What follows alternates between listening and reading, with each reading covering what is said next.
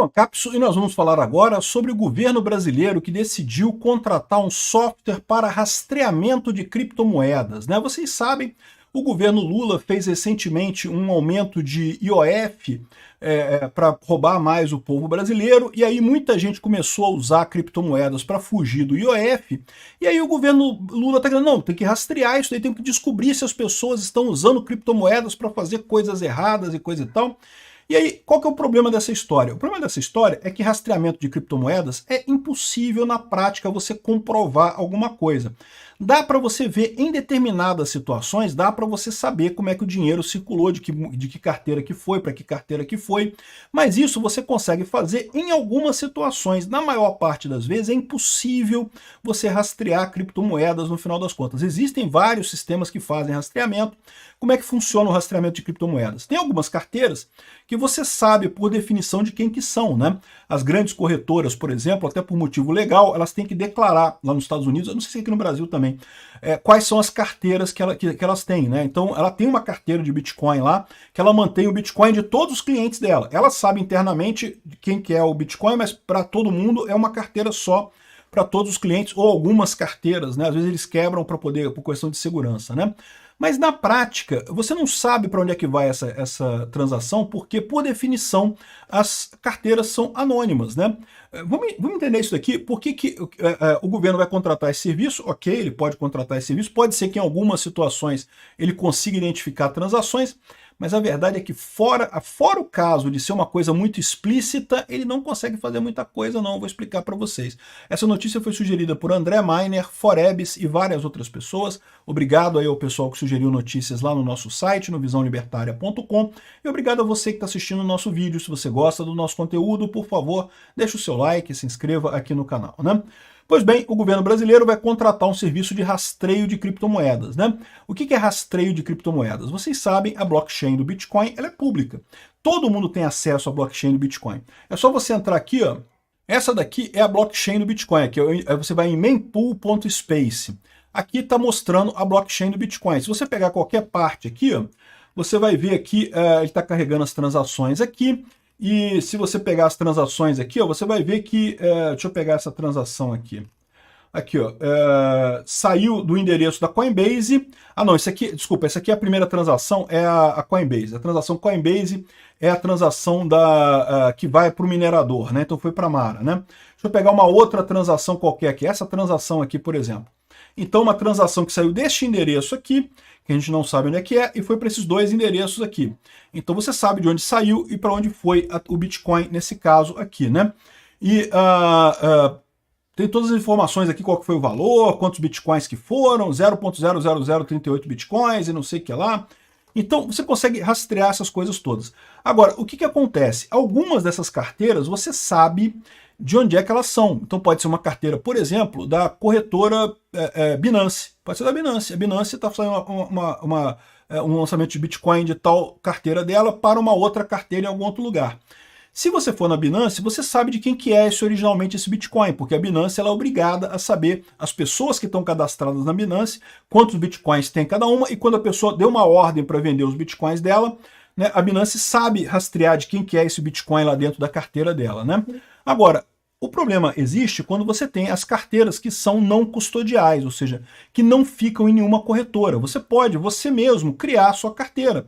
Eu já mostrei para vocês aqui algumas carteiras que podem ser criadas aqui. Você pode ter uma carteira na sua máquina, né? E essa carteira na sua máquina não tem como o governo saber onde está essa carteira, tá? Uma das grandes coisas que o Bitcoin tem é justamente essa dificuldade de você ligar o IP da máquina à carteira. Porque lembra, ao contrário do que muita gente pensa, quando você faz uma transação de Bitcoin aqui, ó, as pessoas acham às vezes que você está mandando uma mensagem de uma carteira Bitcoin para outra carteira, então teria o IP da pessoa aqui. Não, não é isso. A carteira Bitcoin, a transação Bitcoin, ela meramente assina com uma chave pública que só aquela carteira que recebe pode decriptografar com a chave privada. Então, não é transmitido nada para lugar nenhum, né? Quando você tem a chave privada, você recebe o dinheiro porque só você consegue decriptografar aquilo ali. Mas isso não é mandado para você. Você pode estar com a sua carteira offline. Você pode criar uma carteira, tirá-la totalmente offline, não tem nenhum computador na sua carteira e as pessoas continuam mandando dinheiro para você e você pode recuperar esse dinheiro. Basta você montar uma carteira, botar as palavras-chave ali e você recupera esse dinheiro. Então, não tem como saber como ligar você a uma carteira.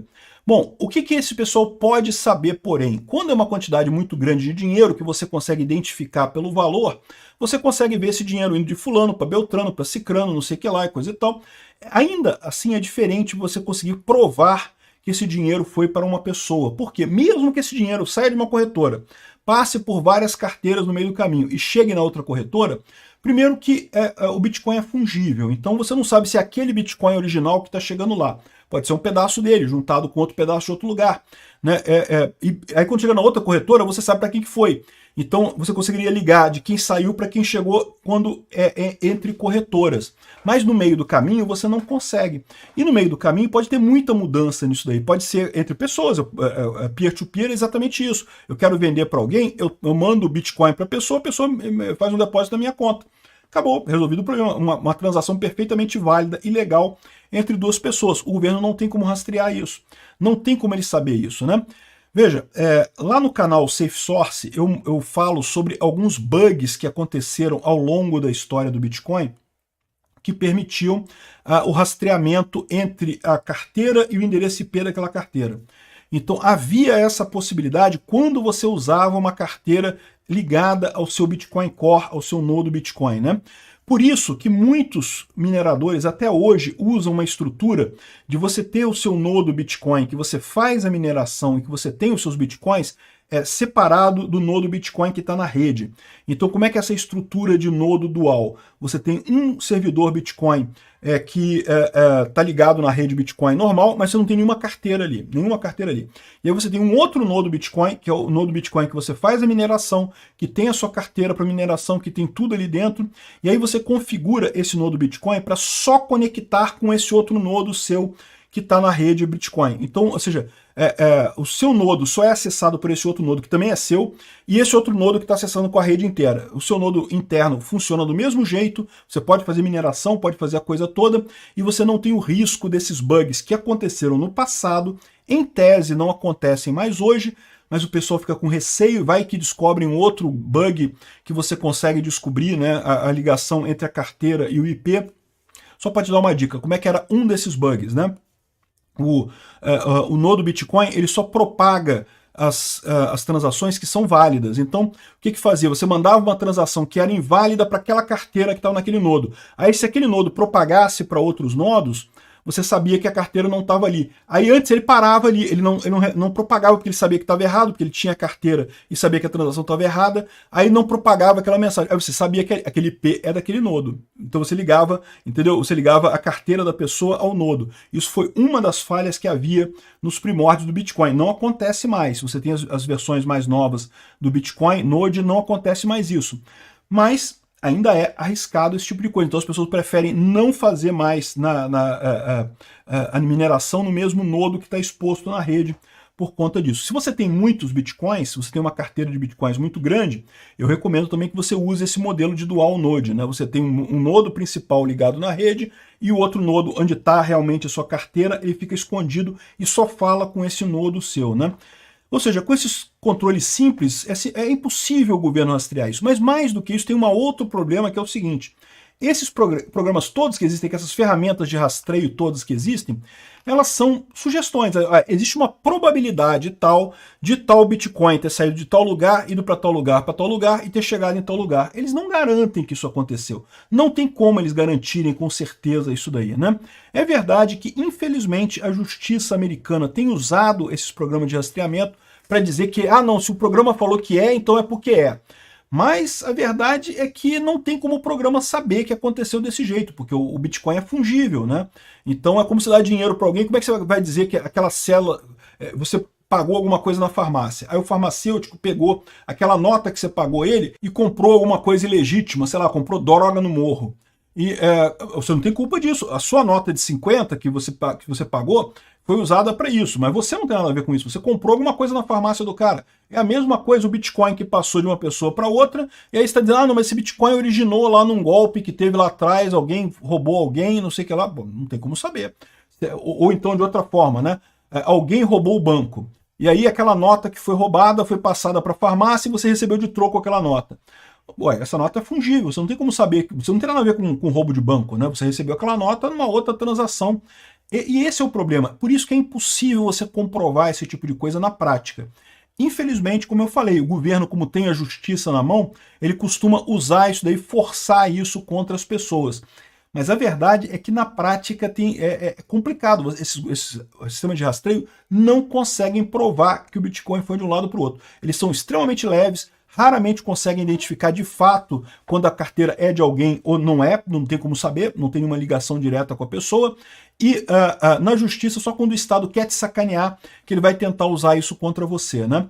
Então, assim, eu vejo isso aqui como... É lógico que o governo brasileiro vai tentar fazer isso, os governos do mundo todo estão tentando fazer isso, mas não vai conseguir. Vão perceber rapidinho que isso aqui é inútil no final das contas. Obrigado por assistir o vídeo até o final.